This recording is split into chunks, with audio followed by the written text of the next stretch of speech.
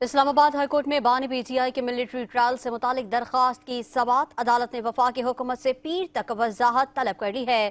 عدالت نے درخواست پر عائد اعتراضات ختم کرتے ہوئے رجسٹرار آفس کو نمبر جاری کرنے کا حکم دے دیا ہے۔ اسلام آباد ہائی کورٹ نے بانی پی ٹی آئی کے ملٹری ٹرائل پر وفاقی حکومت سے وضاحت طلب کر لی۔